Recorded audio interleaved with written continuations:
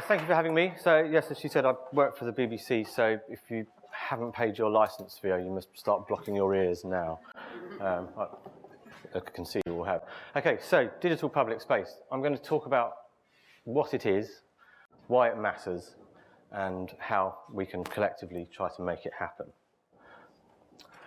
But first of all, a little bit about me and my team. We're the bit of the BBC that tries to think about what's the very most that we can do with the archives that we've been gathering over the last 90-odd years since 1922.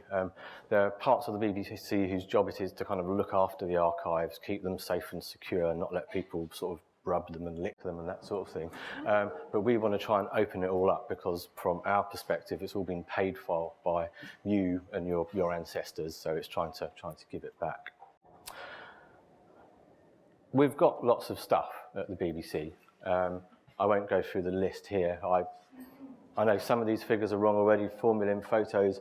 I actually found another 5 million photos the other day, which shows you the kind of organisation that we're in. But there's a hell of a lot of stuff there, and we want to try and make it as available and as visible as possible. I think the real value of the archive is that it has been capturing culture, history, society, ideas, memories, and Britain's view of itself and the world since 1922 in quite a unique way. And because it's the BBC, because it's publicly funded, it's been looking after most of that stuff very well and cataloguing it and making sure that it doesn't rot and that the formats it's on don't become unusable. Some of the stuff in the archive is of obvious value to everybody, but that isn't really the stuff that I'm so interested in. It's the stuff which is priceless to just a few people. So, if this small cluster of pixels or a few frames was a picture of your grandfather, then that is of immense value to you and probably 3 or 4 others, but not to everybody else. If it's the footage of when the news team came to your school when you were a kid, or a radio play featuring your grandmother, or a shot of your favourite steam train, or the technical specification of a particular valve from a particular transistor radio. Some people's boats have floated in different ways. What we want to try and do is to connect people to that stuff. So I think of pixels as the atoms of video and of image. And if we can connect those pixels, those frames, to the people who care about them most, then we can start to do interesting things. Now, I'm sure you're all thinking, how many pixels have you got? And I want to venture a guess. Okay. I asked our engineers, and they came back to me after a couple of hours, and they said 91 quadrillion. They did say give or take a few quadrillion, but I think that's kind of acceptable. That's a very large number. Now, most of those, to be fair, aren't going to be of much interest, but there's got to be a few quadrillion in there which are going to get people excited. But once we've connected those people to those pixels or to those frames, the important bit is what I call augmentation and amplification. It's letting people add their own insights, add their own stuff to the stuff that we have, so that the sum of human knowledge and the value of that stuff gets increased. This picture is, I think, from a clash during the miners' strikes in the 80s. We did a project with Leeds University where we made a whole load of news footage and material from the miners' strikes available to the policemen and to the miners who were actually featured in the footage. And we got them to tell us what it meant and to add and to kind of enrich what we knew about it. As you can imagine, just getting the police and the miners into the same room to talk about this thing was difficult enough, but actually the process of doing that was actually quite therapeutic. There's a few quotes from that. So, history belongs to all of us, and if such items exist, then everyone should have access to them. After all, we paid for it. The footage needs also to be balanced by personal input, by witness accounts, by the voice of people and the opinions of people who were involved. And you can see that for the same event, for the same thing, you can see the miners saying that we're represented as an unthinking mob, and the police thinking they're portrayed as the bad guys in all of this. This is looking at exactly the same stuff, but getting two completely different responses to it. And it's this, to the power of 91 quadrillion that we want to try and make happen. So if we can connect people to their own personal archives from amongst these trillions of things, letting them tell us about it, storing their insight and helping them travel across realms, then that's where things start to get exciting.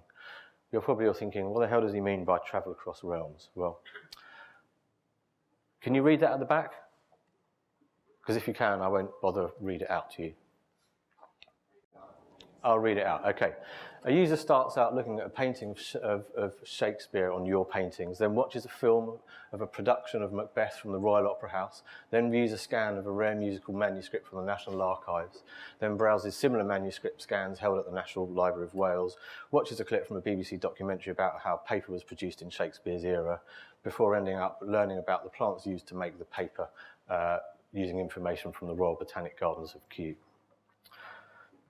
So if we can get all of these institutions to make all of their material available, to allow, well, to kind of tag it in a semantic way so that machines and software can actually ask real-world questions of it, then this next three slides, it kind of tries to boil down the notion of digital public space into the shortest possible sentence that encapsulates it all.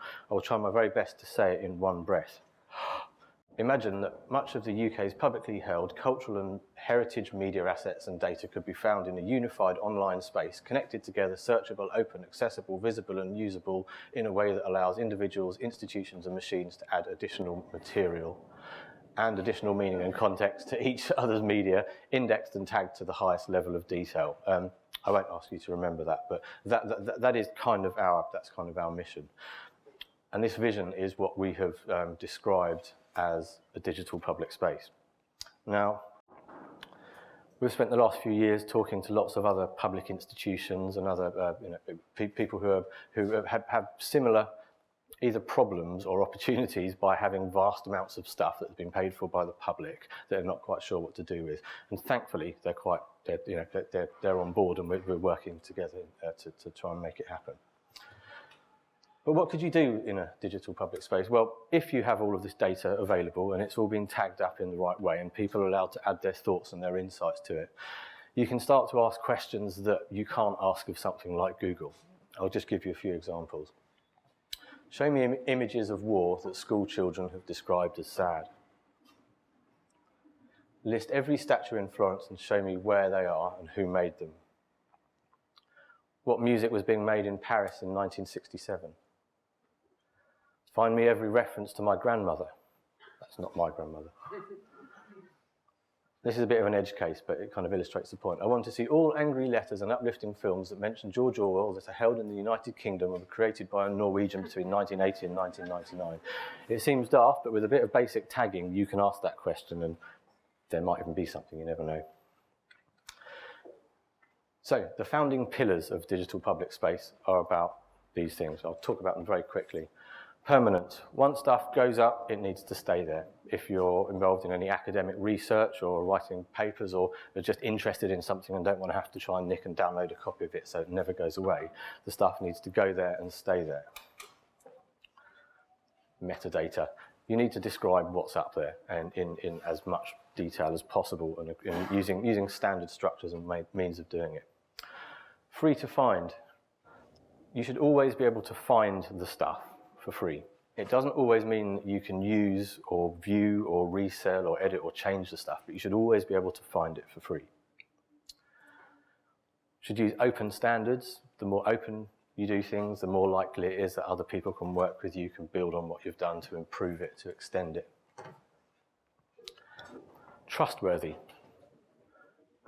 You have to make sure that you're only collecting the kinds of data from people that are actually necessary and relevant, and that you look after that stuff carefully and securely.